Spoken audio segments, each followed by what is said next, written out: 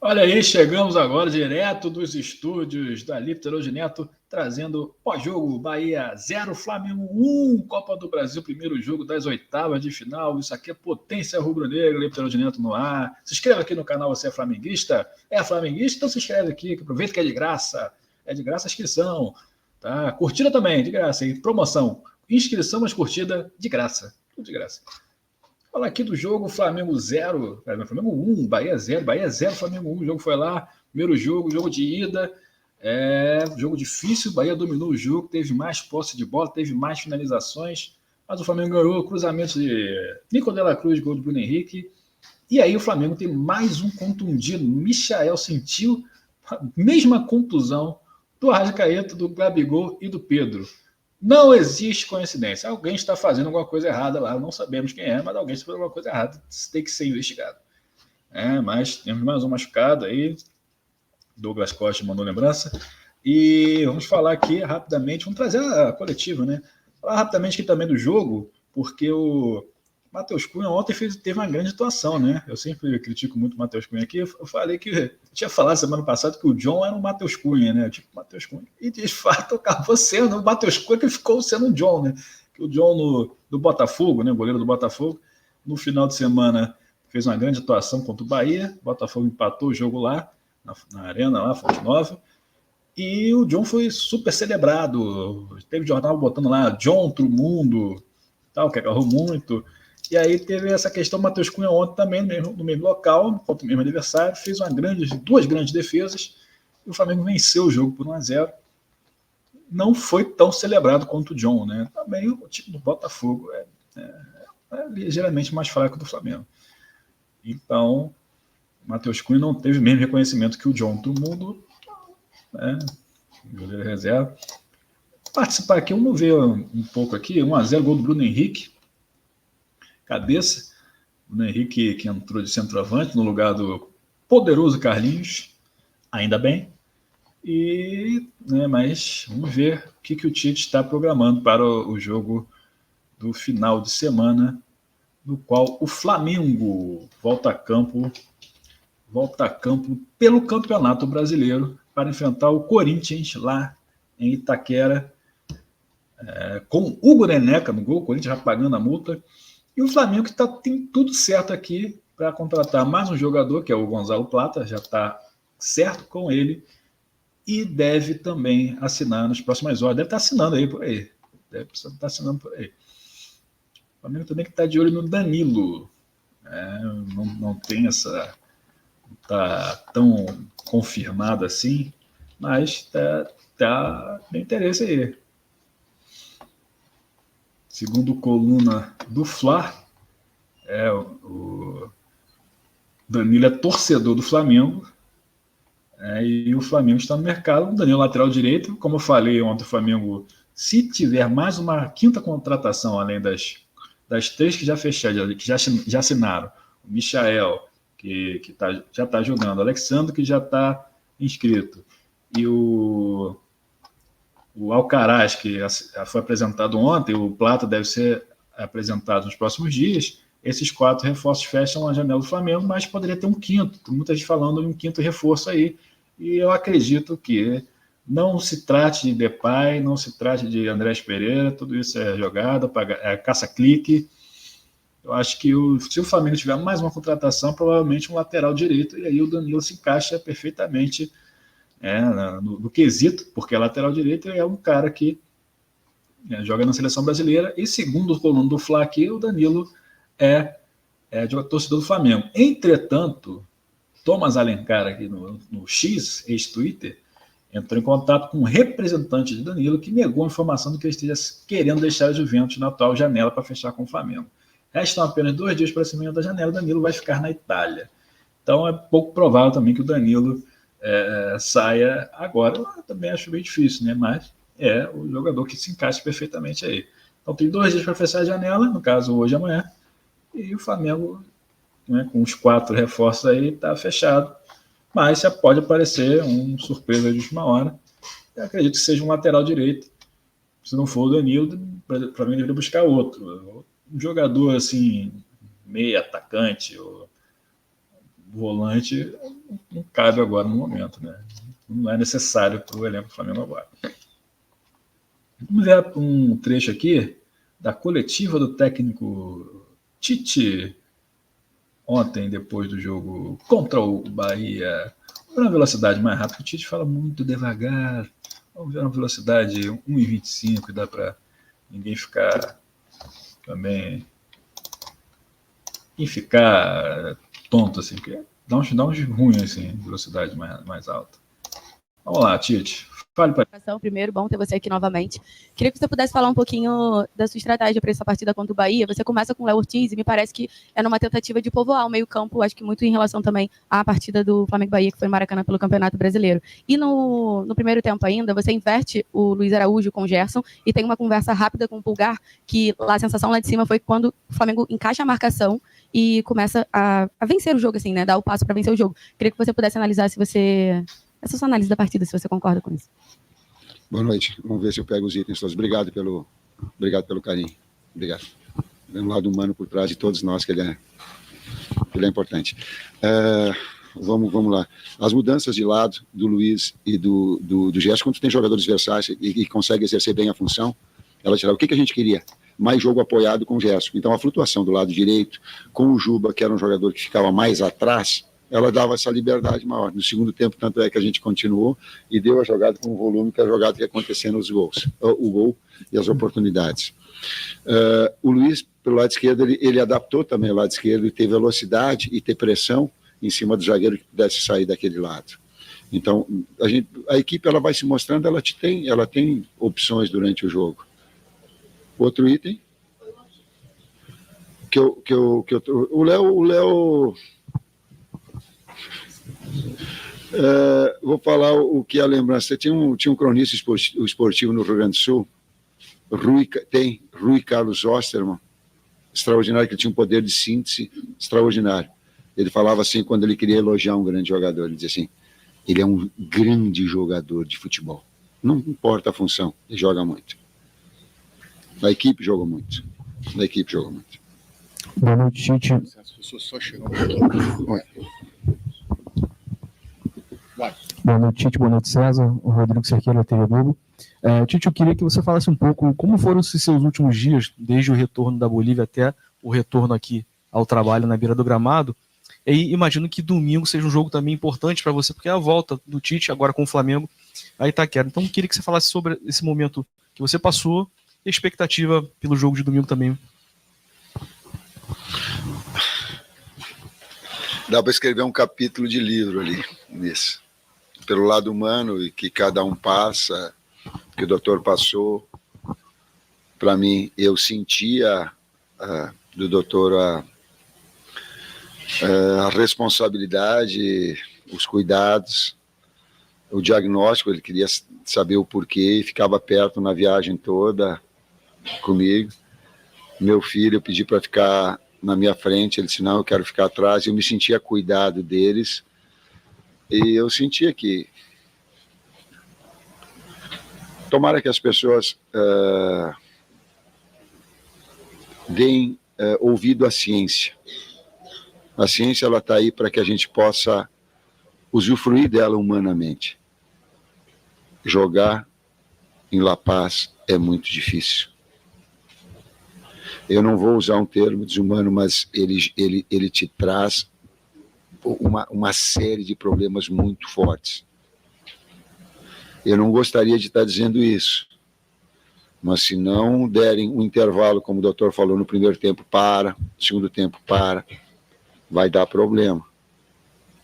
Deu comigo, vai dar mais sério. Então eu estou antecipando. E é absurdo a Conmebol obrigar as equipes a estarem um dia antes lá. É um absurdo, é um desrespeito à ciência.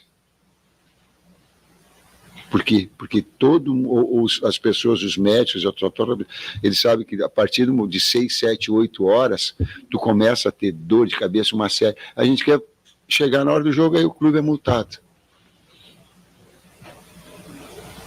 Bom, eu só fiz essa observação, o César me ajuda no outro, porque ela foi Eu só sosseguei na hora que todos os exames, o doutor me mostrou o coração, mostrou para cá, mostrou para lá, disse isso, trouxe aquilo, trouxe a esposa, falou para o filho, falou para a direção toda, daí eu ficava só observando, daí eu me tranquilizei mais.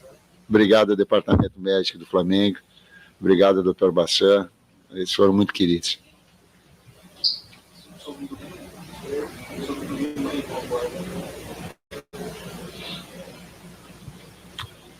Só Bahia aí, e o jogo de hoje tem bastante coisa aqui para a gente falar, e a felicidade da performance da equipe, sabe, das decisões que a gente tem que tomar em cima de uma sequência, das entradas dos atletas, hoje de novo a necessidade do Igor, que não vinha sendo utilizado, entrou bem, daqui a pouco machucou um atleta, nós ficamos com 10 homens, a recomposição, BH de 9, cara, tem um monte de coisa legal aí. Ajuda aí, Sandro. O Wesley, Everton Araújo e, sim, enfim, todos que participaram, infelicidade do Michael, mas sim, as reposições, elas fortaleceram a equipe e acho que a força do grupo aí e a efetividade prevaleceu. Ok, Tite, sua direita, tudo bem? César, boa noite. Muito importante essa participação do César. Tite, hoje tivemos aí, provavelmente, não se sabe exatamente o grau de gravidade das lesões, certo? Que são lesões de Michael e também do De La Cruz, o quanto está te atormentando isso nessa fase que o Flamengo tem vivido de tantas lesões, um jogo decisivo, e quanto tem te influenciado no plano de jogo, numa estratégia como hoje, fora de casa, o Bahia, um time muito técnico, enfim, quanto isso tem influenciado no teu dia a dia no Flamengo? Nada, tá de boa. Bom, é um pouco daquilo que eu respondi anteriormente, né? A gente falar do calendário é algo já que bater em cima disso é algo que todas as equipes têm tido esse mesmo problema, enfim.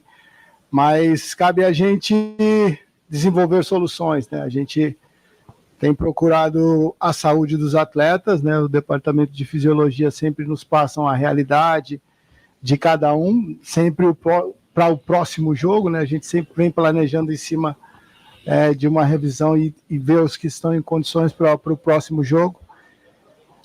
E tem sido dessa forma, né? Assim, a gente tem conseguido performar nas 3 competições dessa forma. Então, vamos avaliar, né, o caso principalmente do Michael hoje.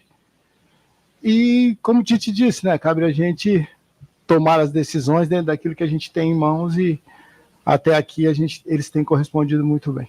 Talvez nós não tenhamos tempo suficiente para falar a respeito, talvez em off, em outro momento a gente possa falar o quanto isso influencia em todo o trabalho, e o quanto se trabalha em função disso, de diferentes funções, para que a gente possa tomar decisão sem expor o atleta para a saúde, mas inevitavelmente acaba acontecendo, aí dói.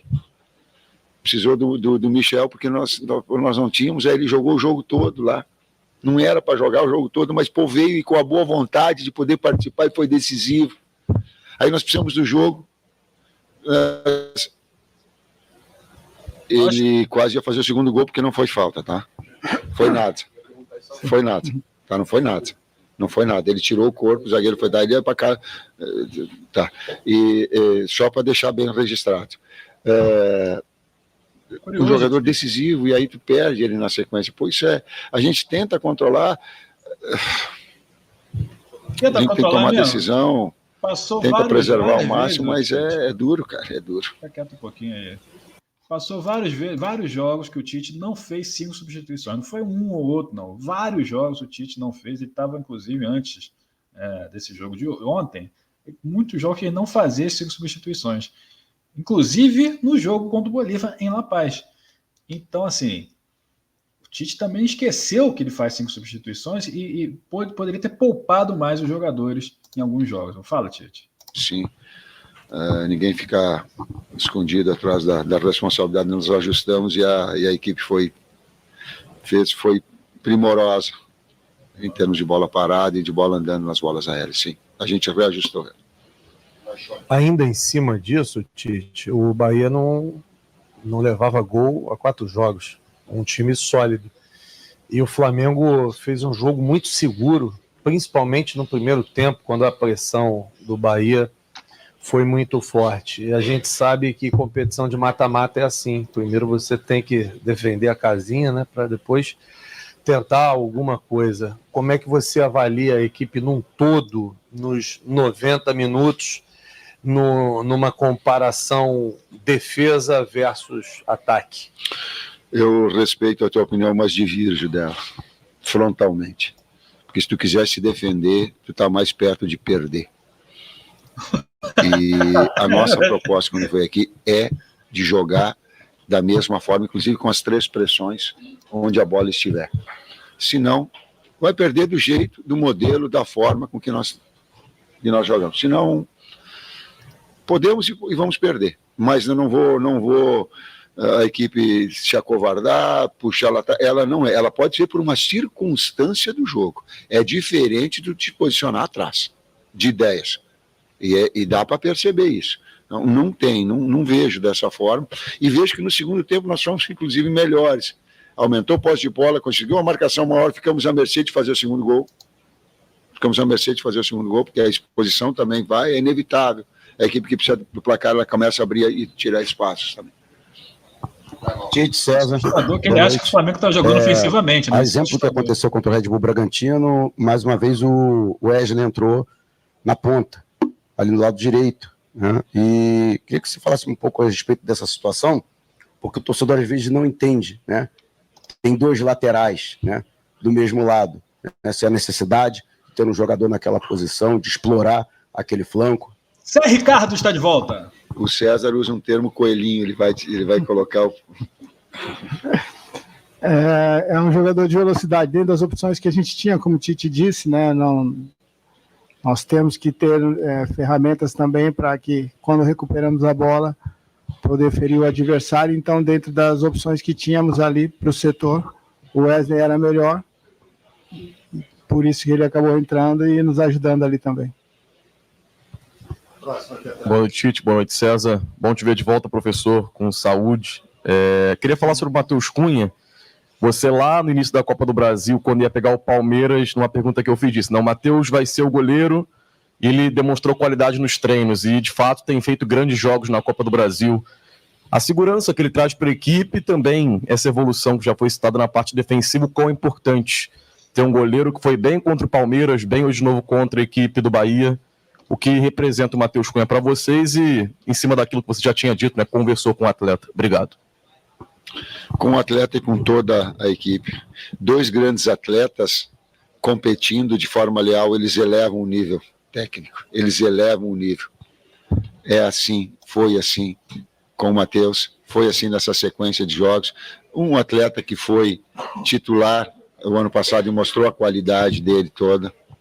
Aí Rossi fazendo um grande campeonato. E aí tu tem 2 atletas lealmente competindo e elevando o nível técnico. E aí tu fica com a tranquilidade de que a escolha que for, a competição que for, o desafio que for, eles estarão preparados. Boa noite, Tite. Boa noite, César. Obrigado pela referência. Aqui, Tite, canal Rafa Melo. Parabéns pela excelente vitória hoje. O Flamengo chega num momento decisivo na temporada, final do mês de agosto, vivo nas 3 competições. Eu sei que, professor, você não gosta muito de tocar nesse assunto, mas é inevitável nesse momento em que o Flamengo chega muito desfalcado, né? Seja pelo calendário, parte física.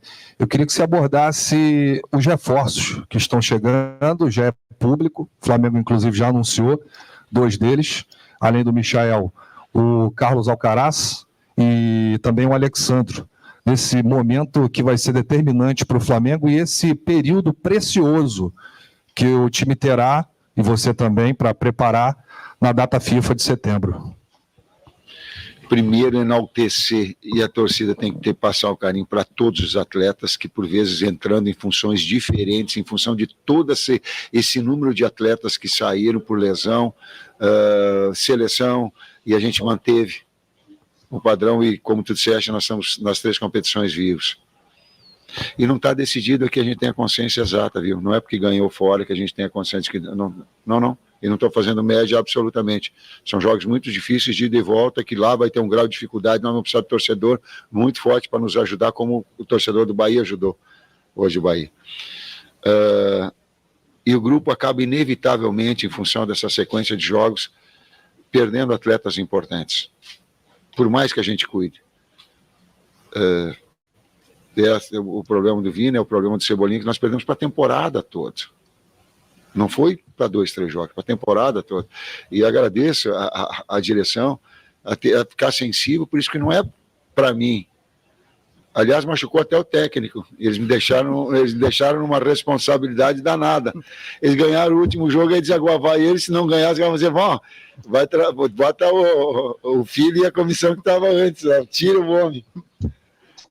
Jordi Guerreiro. Brincando um pouquinho para dizer, a força, quando você tem uma energia, uma sinergia de uma força de grupo, ela por vezes suplanta, e o Flamengo tem tido isso. E um agradecimento assim, as contratações, pela necessidade que o Flamengo tem da direção, de entender também, de abraçar essa mesma causa junto, e ela é importante para todos nós. Eu estou olhando para a direção agora, que está aqui representado, o quanto é importante para nós. Amigo, só temos tempo para mais uma pergunta, então vamos para a última. Tite, boa noite. Gabriel Reis, canal Paparazzo Rubro Negro. Queria dizer que a gente estava em oração também lá, quando teve problema lá. Obrigado. E eu queria dar uma palavra, até se quiser comentar, que exemplo a Conmebol dá ao tentar punir o Flamengo por atrasar 3 minutos, quando os jogadores estão com as imagens da Flá TV tentando respirar com oxigênio, e que exemplo eles dão de querer dizer que o Flamengo tinha que chegar 6 horas antes, para quê? Para o Flamengo se prejudicar? E a outra era saber se tinha algum problema pré-existente, porque na transmissão eu não assisti. A informação que estão publicando no Twitter é que o Luiz Roberto teria dito que o De La Cruz teria que passar por uma artroscopia. Se vocês estavam sabendo de alguma coisa, eu não estou te passando essa informação como certeza, apenas uma dúvida mesmo. Eu não tenho nenhuma informação de De La Cruz, nada que fosse estaria nesse quesito, nenhum. E eu saberia, a informação ela não procede. Talvez o médico possa falar mais, mas ela não procede. E a gente tem que ter muito cuidado com as informações que a gente passa. Uma coisa é comentar. Comentar e opinar é da vida democrática. Informação é outra coisa. Informação verdadeira ou não é falsidade. Não se faz. Então, essa informação ela está errada, ela não condiz com a realidade. A outra parte, César? Quanto aos protocolos da Conmebol, né, nós temos nossa direção que diretamente nos representam, e cabe a nós, né, dentro daquilo que nos é passado, em termos de programação, nos ajustarmos, né, para que possamos defender o Flamengo com o que a gente tem de melhor. Então, é difícil a gente se posicionar sobre isso também. É isso, gente. Boa noite, professor Tite. Boa noite. É isso aí. O democrata e cientista Tite falando aí mais uma vez do Flamengo. As coletivas dele raramente convencem alguém. Tá ficando escuro já. É isso aí, né, cara? O Flamengo perdendo mais um jogador aí por contusão, falando que o De La Cruz, o Michael também, a contusão, falou que o De La Cruz não... O De La Cruz, para falar a verdade, ele já veio com problema no joelho, ele já tinha esse problema, né? Então muita gente até falava que estava contratando jogador já machucado, bichado, essas coisas, tudo. Os adversários falavam muito.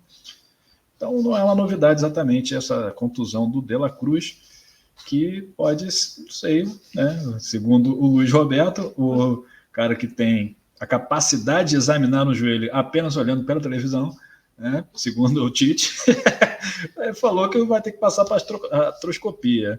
Os médicos do Flamengo não falaram nada ainda, então é ver para crer, né? Também não sei, né? O Flamengo tem um problema que tem muita gente dando informação de bastidores aí, né, cara? Isso às vezes isso é bom, às vezes é ruim. Tem que ter um pouco de parcimônia, né? Divulgar a escalação só na hora que é obrigado, não precisa divulgar 2 dias antes, pessoal, né, dando informações, né, de problemas de saúde dos atletas, né? Tem que ter muito cuidado aí, porque o Flamengo parece que vale falar tudo, né? Tem sites da Europa, da Ásia, falando de Flamengo para ganhar clique, sabe ganhar clique, então é muito complicado, né? Depay, teve nenhum contato, ninguém sabia dessa história do Depay, mas saiu em vários sites. Depay, enfim, é cavadinha dele ou do empresário, de algum jornalista, e assim como o do Andrés Pereira também foi uma cavada, Danilo parece ser cavado também, mas está fechado, quem está fechado certo é o Gonzalo Plata, atacante equatoriano, joga aí pelos lados do campo, somente pelo direito, e deve assinar nas próximas horas. Está faltando detalhes aí para o Flamengo regularizar, acertar o contrato com o Plata. Segundo o lance aqui, o Al Saad do Catar fez jogo duro aí para liberar o Plata. Agora o Flamengo conseguiu já acertar alguns detalhes, só que o que está faltando? A proposta foi aceita pelo Al Saad e Plata vai assinar com o Flamengo até dezembro de 2028. Tá? Só falta assinar. O Flamengo vai pagar inicialmente, segundo o Lance, o jornal Lance, 4,25 milhões de dólares, o equivalente a 24 milhões de reais, por 30% dos direitos econômicos do Plata. O pagamento será dividido e quitado de forma gradual e possível alteração em caso de título. O Flamengo tem aquele chamado bônus, né? Que quando o cara ganha título, o time que vendeu ganha um bônus aí pelas conquistas também. E há a possibilidade de também comprar posteriormente um percentual maior. Ele foi formado nas categorias de base do Independente del Valle e começou internacionalmente do Sport em Portugal. Tá? Então, está faltando mesmo assinar. Está faltando o Plata vai lá, pegar a caneta e rabiscar a folha do papel. Ou, no caso, fazer a assinatura online, agora é muito comum também, ele pode ir lá fazer o certificado digital dele lá, sei lá como é que é no Equador, na Arábia, né? Deve ter um negócio desse lá também. E confirmar a sua chegada ao Flamengo. Tá? O Flamengo está lutando para regularizar aí até amanhã, até sexta-feira, o Alexandre e o Alcaraz, para já tê-los à disposição contra o Corinthians, e o Plata ficaria para segunda-feira, caso ele de fato assine hoje ou amanhã, tá bom? Então é isso aí, se inscreva aqui no canal Potência Rubro-Negra, de 26 minutos, Tite falou pra caramba, fala devagar esse monte. Então, até amanhã a gente volta aí com mais Mengão na sua veia. Valeu!